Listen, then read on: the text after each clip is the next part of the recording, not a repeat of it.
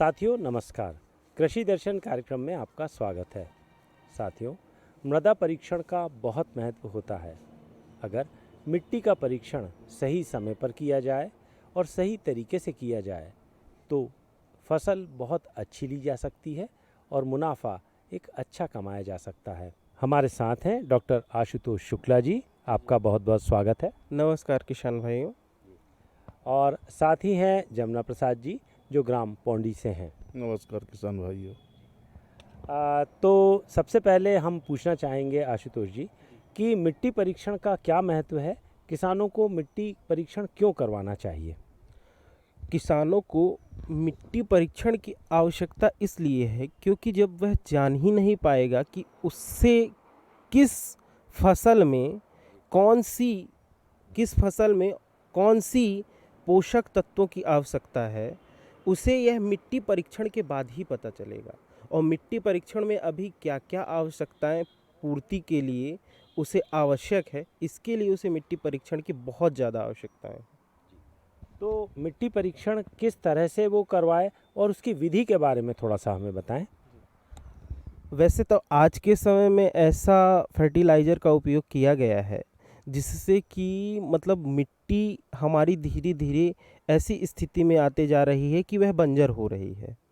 तो मिट्टी की जांच होने से उसे पता चलेगा कि उसे अलग अलग न्यूट्रिएंट्स की आवश्यकता है, तो वह मिट्टी परीक्षण तो पहले करवाए।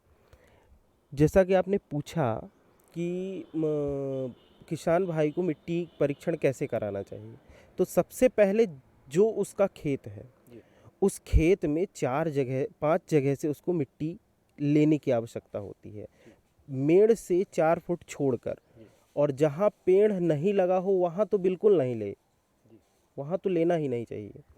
और जहाँ धूप हो और खुला मैदान हो, उन 5 जगहों से वह मिट्टी ले सकता है। 4 फुट छोड़कर 1 मीटर गड्ढा खोदकर उसको खुरेद कर नीचे से मिट्टी वह ले लेता है। 5 जगह यही करना है और 1 जगह पर रख लेना है। उसके बाद किसी भी सॉइल साइंस लैब में ले जाकर उसका टेस्ट कराए। इससे उसको पता चलेगा कि उसकी मिट्टी को क्या आवश्यकता है। हमारे साथ एक सफल किसान भी हैं, तो जमुना प्रसाद जी, हम ये जानना चाहेंगे कि मिट्टी परीक्षण के लिए क्या आपने कभी कोशिश की या मिट्टी परीक्षण की आप कितना महत्व जानते हैं? हो गया एक आध बार करवाए मिट्टी परीक्षण, फिर हो गया बीच में भी नहीं करवा पाए। तो मिट्टी परीक्षण क्यों आवश्यक है? आवश्यक है भाई, ये रासायनिक खाद डाल डाल के उस ऊपर तो वो हो रही है, इसलिए सब ये ज़रूरी है करवाना। तो आप चूँकि जागरूक किसान हैं और आपने मिट्टी परीक्षण करवाया भी है, तो और किसानों को क्या कहेंगे कि मिट्टी परीक्षण क्यों ज़रूरी है? बहुत ज़रूरी है भाई, जब जानकारी मिलेगी ना तब ना कि भाई इसमें क्या बोया जाए, मिट्टी परीक्षण होगा तब ना। और मिट्टी परीक्षण के बाद जो रिपोर्ट आती है तो उसके बारे में फिर आपने उसी हिसाब से अपने उसमें दवाई डाली या कुछ प्रक्रिया की? रासायनिक खाद, गोबर खाद जो जहाँ का वो होता है उपचार के बाद उस तरीके करना पड़ता है। तो आप किसानों से क्या कहेंगे कि अगर जैसे जैविक विधि से जो खाद तैयार होती है, अगर वो डालते हैं तो उससे कितना फ़ायदा मिलता है फसलों को? उसमें बहुत फ़ायदा मिलता है रासायनिक के अपेक्षा। भाई गोबर की खाद जैसे और ये खाद है देसी, ये ज़्यादा, ये तो ही वैसा नहीं रासायनिक खाद है। एक तो ये सब मिलावटी आ रही हैं, सही खाद तो आ नहीं रही जो पुरानी खादें मिलती थी जी। इसलिए ज़रूरी है कि अब देसी खाद डालना बहुत ज़रूरी। तो क्या आप जैविक खाद अपने फसलों में डालते हैं? नहीं, अभी गोबर की, शुद्ध गोबर की खाद डालते हैं जी। अच्छा आशुतोष जी, जैसे अभी बात चल रही थी कि जैविक तरीके से जो खाद तैयार करवाई जाती है, चाहे केचुआ खाद हो चाहे गोबर खाद हो, तो वो उस विधि से अगर जो खाद तैयार की जाती है और तो उसमें अगर पोषक तत्वों की बात करें तो उसमें कितने पाए जाते हैं और किस तरह से, आप क्या बताना चाहेंगे? जैसा कि हमारे मिट्टी में हम सभी जानते हैं कि 17 न्यूट्रिएंट्स पाए जाते हैं और वह जो भी नेचुरल, एक तो प्राकृतिक स्वयं में अपने आप में ही सारी चीज़ों को पूरा करने के लिए सक्षम है, पर फिर भी कि लोग चाहते हैं कि हमारा प्रोडक्शन ज़्यादा हो। प्रोडक्शन के चलते आज स्थिति ये हो चुकी है कि प्रोडक्शन तो बढ़ा है पर लोगों का स्वास्थ्य भी उसी तरह खराब होना शुरू हुआ है। तो सबसे पहले तो किसान को आवश्यकता है कि अपनी खेती के समय ही गोबर और केचुए खाद की आवश्यकता है, और ऑर्गेनिक खेती करे तो उससे तो बेहतर कुछ है ही नहीं। इससे स्वास्थ्य भी सुधरेगा और किसान की मिट्टी का स्वास्थ्य भी सुधरेगा, दोनों की आवश्यकताएं पूर्ण होंगी। डॉक्टर आशुतोष जी, हम ये जानना चाहेंगे कि एक पोषक तत्व हैं और एक सूक्ष्म पोषक तत्व हैं, ये मिट्टी के लिए कितने ज़रूरी हैं, इस बारे में आप क्या कहेंगे?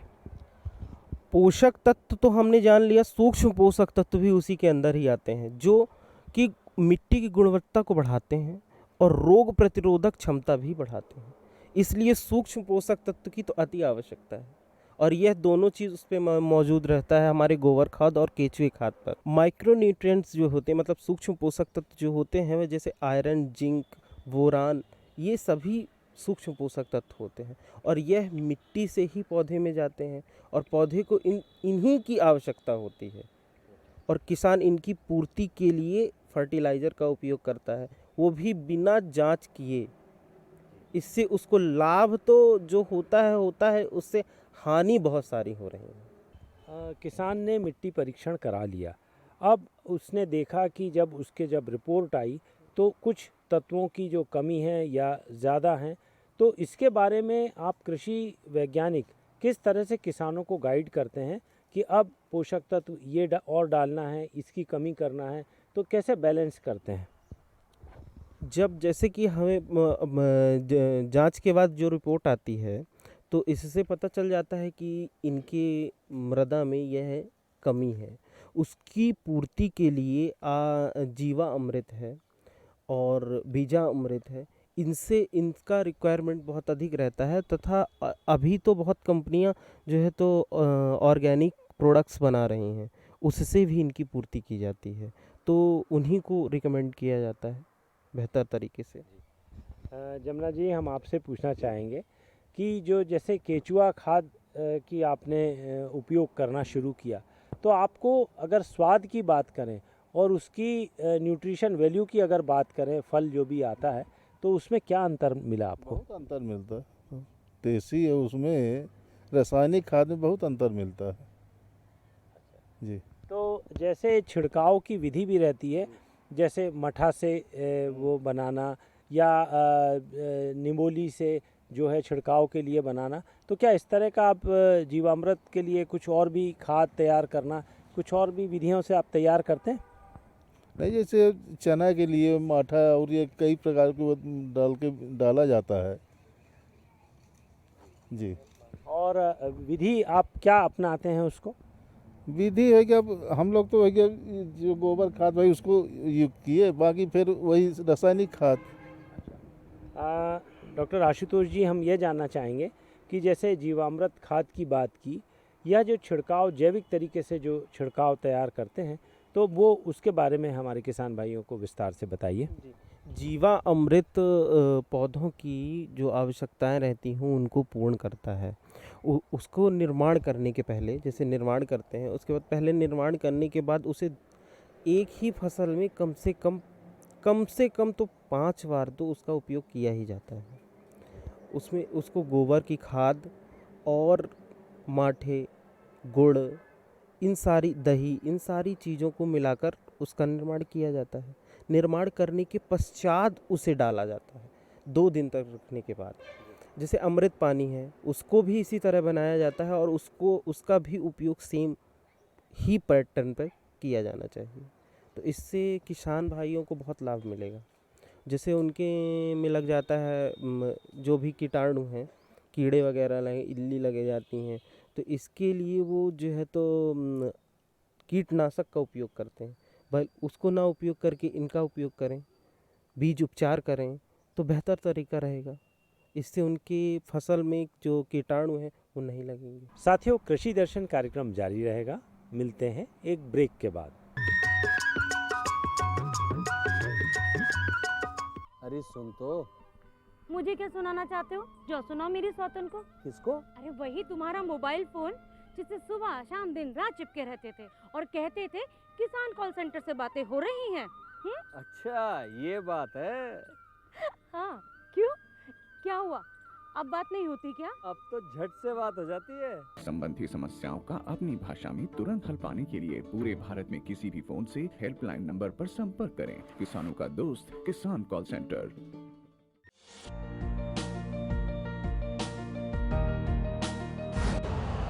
यूरिया का स्वदेशी उत्पादन 70 लाख टन बढ़ाने के लिए 6 उर्वरक संयंत्रों का उद्धार किया जा रहा है।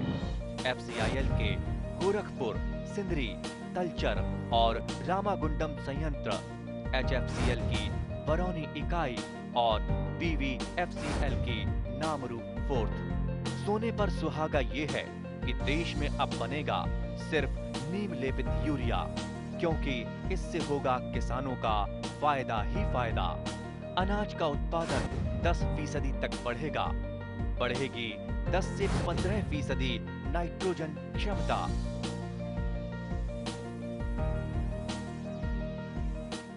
कि किसान जो है अगर खेती में लागत किस तरह से कम करे, आप क्या कुछ टिप्स बताएंगे उन्हें?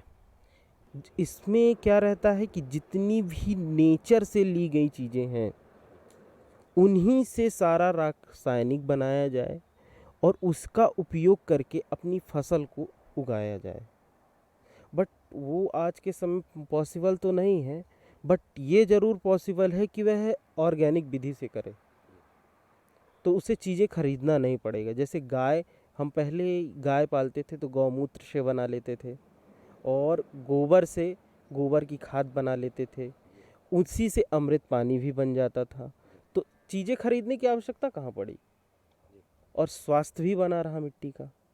तो इसी तरह अगर खेती में अब बल्कि जो है तो अभी मझगांव का KVK है जो, वो बहुत अच्छे तरीके से इस पर कार्य कर रहा है और कई किसानों को उसने इसमें ऑर्गेनिक में ले गए हैं, वो लोग जैविक विधि से भी करवा रहे हैं। तो मुझे लगता है लोगों को फ़ायदा प्राप्त हुआ है। जमुना प्रसाद जी, हम आपसे पूछना चाहेंगे कि बहुत लंबे समय से आप खेती में हैं, तो खेती में लागत की जो सबसे बड़ी समस्या आती है कि लागत ज़्यादा होती है तो मुनाफा कम मिल पाता है, तो ऐसी कौन सी बातें आप किसानों को बताएंगे जिसमें वो लागत कम हो और उन्हें मुनाफा अच्छा मिले किसानों को? उपचार बीज बोएं और खेती तभी सही रहेगी। रासायनिक खाद के जब हम देसी खाद डालें, ये सब चीज़ है। अच्छा, और कृषि यंत्रों का, जैसे कि आजकल हम सुनते हैं कि ड्रोन का भी उपयोग होने लगा है, तो इसके बारे में आप क्या जागरूक? तो अपने यहाँ नहीं चल रहा अपने यहाँ अभी नहीं आया। अब धीरे धीरे सब हो गया, जैसे रुपाई वाली मशीन, हर चीज़ आ रही है, कटाई गहाई, अब तो धीरे धीरे सब प्रचलन हो रहा है। डॉक्टर आशुतोष जी, हम आपसे जानना चाहेंगे कि किस तरह से अगर यंत्रों से खेती की जाती है तो क्या कहीं लागत कम होती है और उत्पादन अच्छा मिल पाता है?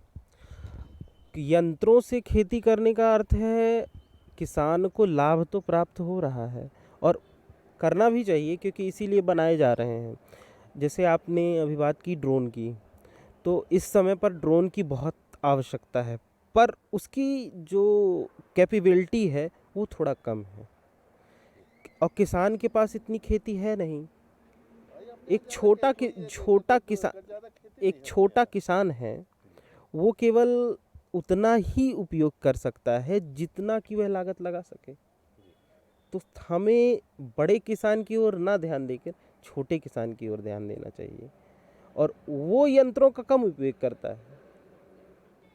साथ ही आशुतोष जी, हम ये भी पूछना चाहेंगे कि आपके पास ऐसे कौन से टिप्स हैं जिससे कि खेती में लागत कम हो? जी, मैं तो कहना चाहूँगा किसान सबसे पहले तो अपने सॉइल की जांच करवाए। मृदा की जांच बहुत आवश्यक है। उसके बाद जितना ज़्यादा वो नेचुरल, मतलब प्राकृतिक दृष्टि से कार्य करेगा, जैसे कि गाय पालना, भैंस पालना, आज तो लोग छोड़ दे रहे हैं, रोड में चली जा रही हैं, तो उनका उपयोग करे और जितना कम से कम फर्टिलाइज़र और मार्केट से लाने वाली चीज़ों को कम करेगा, उतनी उसकी लागत कम होगी। डॉक्टर साहब, नैनो यूरिया की आजकल बात की जा रही है, तो किसान कितने जागरूक हैं नैनो यूरिया को लेके, और इससे क्या क्या लाभ होता है मिट्टी को? नैनो नैनो यूरिया की जैसे आपने बात की, तो किसान बहुत जागरूक है। और नैनो यूरिया का प्रचलन तो अभी हुआ है, तो वो मिट्टी में जाकर धीरे धीरे घुलनशील रहता है, जिससे जो पोषक तत्व की कमी होती है उन्हें पूर्ण करने में कार्य करता है। अभी तो उसका यही कार्य है। देखा जाए, बताने के लिए तो बहुत सारा है, पर एक छोटे से विवरण में कहा जाए तो उसका कार्य यही है। जमुना प्रसाद जी, हम आपसे पूछना चाहेंगे कि किसानों को कितना जागरूक रहना चाहिए? भाई, अगर वो डेली अपने खेत पे जाकर हर दिन फसल को देखता है, उसमें कुछ इल्ली कीड़े की समस्या है, तो वो जाके डॉक्टर साहब को बताता है। इस तरह की चीज़ें जो किसानों को कितना जागरूक रहना चाहिए, जब तभी खेत न जाओगे तो क्या जानकारी मिले कहाँ क्या है? भाई वहाँ जाके डेली उसका आज का फसल का पोजीशन कल क्या है, ये सब जानकारी लेना चाहिए। भाई ये क्यों सुखा रही है, उसकी जानकारी लेना चाहिए। भाई क्या हर चीज़ समस्या रहती है। भाई जब उसको करोगे तब ना। अभी नहीं कि हम वो आए आज तक वहाँ गए हुए नहीं भाई, तो इससे क्या जानकारी मिलेगी? भाई डेली वहाँ, डेली नहीं तो 2 दिन में जाके उसके पेड़ देखो क्या है, क्या कहाँ क्या मांगती, खाद मांगती, पानी मांगती, सब ये देखना पड़ता है। कि युवाओं को आप क्या कहना चाहेंगे कि अगर वो कृषि कार्य से जुड़ते हैं तो वो अपने ही जगह पर रह के एक अच्छा लाभ कमा सकते हैं और उन्हें फ़ायदा होगा? जिन किसानों के पास खेती है, कृषि है, वो किसान अपने बच्चों को बहुत अच्छा, मैं तो कहूँगा कि बहुत लोगों ने बाहर से अपनी नौकरी छोड़कर और यहाँ पर आके अपने ही घर पर आके किसानी शुरू की। कैसे? मुर्गी पालन करके, मत्स्य पालन करके, गाय पालकर, डेयरी शुरू करके, और जो वर्मिंग कंपोस्ट है उसे बनाकर, केचुए की खाद बनाकर, क्योंकि मार्केट में वो इतने अवेलेबल ही नहीं है, तो उसकी आवश्यकता है। कई तो अपनी नौकरी छोड़कर सिर्फ वर्मिंग कंपोस्ट पर काम कर रहे हैं और उनका बहुत अच्छा अर्निंग है।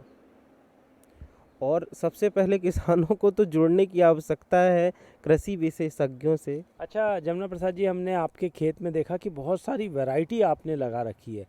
कहीं सब्जी है, तो कहीं फसल है, तो कहीं उद्यानिकी है, पशुपालन है। तो आप क्या कहेंगे कि किस तरह से इस तरह की समग्र खेती करने से क्या फ़ायदा होता है? अब भाई हमको तो फ़ायदा होता तो कर रहे हैं। अब दूसरे क्या सोचे क्या ना सोच है, भाई हम तो कर रहे हैं अब ज़िंदगी से। आज 50-60 साल से हम खेती कर रहे हैं, 40 साल से। आप किसानों को क्या कहना चाहेंगे कि इस तरह से जो वैरायटी वाली जो आप विभिन्न तरह की खेती कर रहे हैं, तो उससे क्या फ़ायदा होता है? फ़ायदा होता है भाई, जब दिन प्रतिदिन नए बीज बोएंगे तब ना उसका उपचार करवा के फसल का फ़ायदा मिलेगा। अब वो पुराना बीज हम बोते रहेंगे तो कहाँ तक मिलेगा फ़ायदा? भाई हर समय हर बीज बाज़ार से लेके जहाँ कैसे भाई नया बीज हमेशा बोए तब उसका फ़ायदा मिलता है। तो समग्र खेती, पशुपालन हो गया, उद्यानिकी हो गया, फसल लेना, इस तरह का मछली पालन, मुर्गी पालन, अगर समग्र खेती करता है तो किसान को कितना फ़ायदा होता है और क्यों करना चाहिए? जैसे कि वो सारी खेती कर रहा है, तो ये मत्स्य पालन, मुर्गी पालन, डेयरी, ये तो व्यापार की दृष्टि से हो गया कि जो कृषि में लॉसेस होंगे वो कम हो जाएंगे। और वर्मिंग कंपोस्ट बनाता है तब तो बहुत ही कम हो जाएंगे, क्योंकि उसका वर्मिंग कंपोस्ट ही इतना प्रॉफिटेबल रहेगा कि उसे दूसरा कुछ करने की आवश्यकता नहीं है। पर लागत की बात है तो कि ये सारी जो लागत लगेगी वो मिनिमम 6 महीने या 1 साल के अंदर कवर हो जाएगी, और अगली बार उसे बेहतर तरीके से फ़ायदा प्राप्त होना शुरू हो जाएगा। इसी तरह वो बड़ा किसान बन जाएगा और युवाओं को प्रेरणा भी मिल रही है। जमुना प्रसाद जी, जैसे एक बात चल रही थी, तो खेती में जो लागत की बात है, अगर किसी किसान के पास कोई कम खेती है, रकबा ज़्यादा नहीं है, तो क्या कोई, जैसे अगर वो गौ पालन करता है तो वो गोबर की से खाद बना सकता है, वर्मी कंपोस्ट बना सकता है, गो कास्ट बना सकता है? कई वो है भाई, करे यदि किसान तो उसमें कई वो है भाई। जैसे मुर्गी पालन, मछली ये है, भाई गो डेयरी कर ले भाई, 2 गाय है, 2 के बाद फिर धीरे धीरे वो बढ़ा सकता है। ये नहीं है कि अधिक करने वाला हो किसान।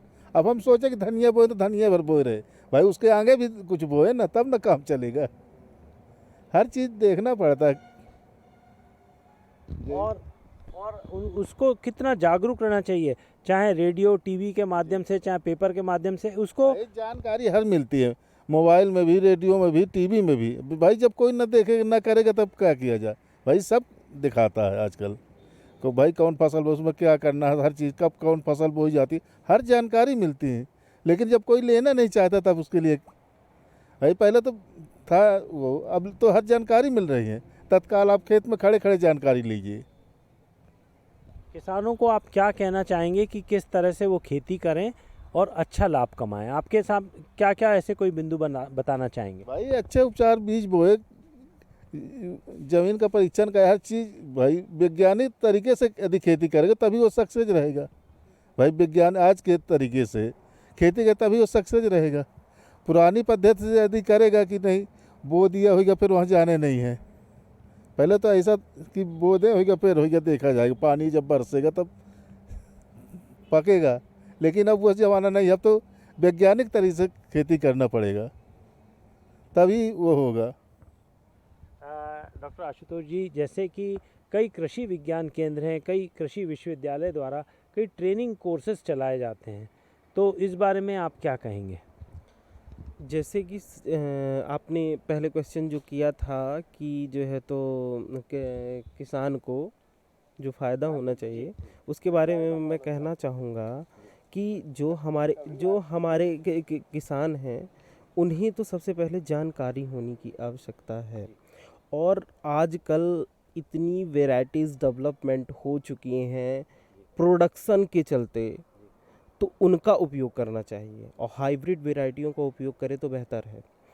और जो भी हम विधि वैज्ञानिक बता रहा है, जो पढ़ रहा है, वो कहीं ना कहीं शास्त्र से ही रिलेटेड है और पुरानी विधि सबसे अच्छी विधि मानी गई है।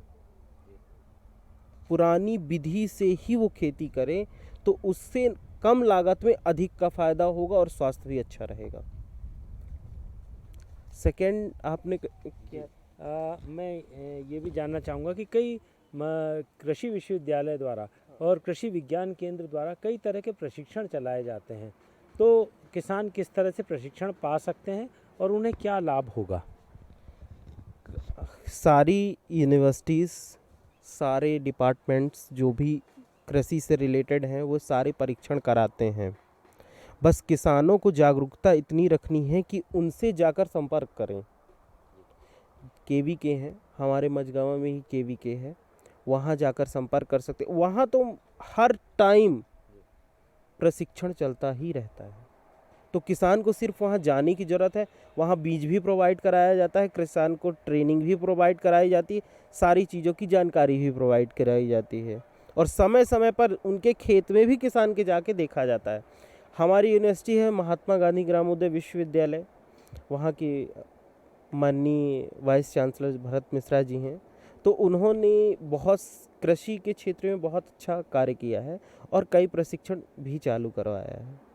और हमारे वहाँ यूनिवर्सिटी में सॉइल साइंस लैब है, वहाँ पर जो है तो ऐसी ट्रेनिंग्स चलती रहती हैं। अभी 30 दिवसीय ट्रेनिंग कुछ समय पहले ही ख़त्म हुई, तो उस पर भी 30 किसानों को जो है तो ट्रेनिंग करवाई गई और जानकारी दी गई कि आप सॉइल सैम्पलिंग कराएं, ऑर्गेनिक कराएं और गोबर की खाद का उपयोग करें। इन्हीं सब विषयों में उसने जानकारी दी। किसान को बस इतना जागरूक करना है कि वह जाके उनसे संपर्क करे। डॉक्टर साहब, आप क्या कहना चाहेंगे किस युवाओं से कि किस तरह से वो खेती सही ढंग से करें और एक अच्छा लाभ लें? युवाओं से मैं बस इतना ही कहना चाहूँगा कि वह हर जगह तो मेहनत करते ही हैं, मुझे लगता है वो कृषि में भी उतनी ही मेहनत करें और फसलों के साथ साथ उद्योग, लघु उद्योग का कार्य शुरू करें। मैंने बता ही दिया है आपको कि इतने सारे वह अपने कृषि से ही स्टार्ट कर सकता है। लघु उद्योग, मत्स्य पालन, मुर्गी पालन, गाय और वर्मिंग कंपोस्ट, ऑर्गेनिक खाद बनाकर, ये सारी चीज़ें वह करके लाभ प्राप्त कर सकता है और कम लागत में खेती कर सकता है। तो युवाओं को बस इतना ही कहना चाहूँगा। डॉक्टर आशुतोष जी, आप कार्यक्रम में आए और मिट्टी परीक्षण साथ ही खेती में लागत कैसे कम की जा सके इसके बारे में जानकारी दी। आपका बहुत बहुत धन्यवाद। धन्यवाद जी जमुना प्रसाद जी, आपका बहुत बहुत धन्यवाद। जी। तो साथियों, हमने देखा कि अगर खेती में लागत कम हो और वैज्ञानिक ढंग से खेती की जाए तो एक अच्छा मुनाफा कमाया जा सकता है। आज के कृषि दर्शन कार्यक्रम में बस इतना ही।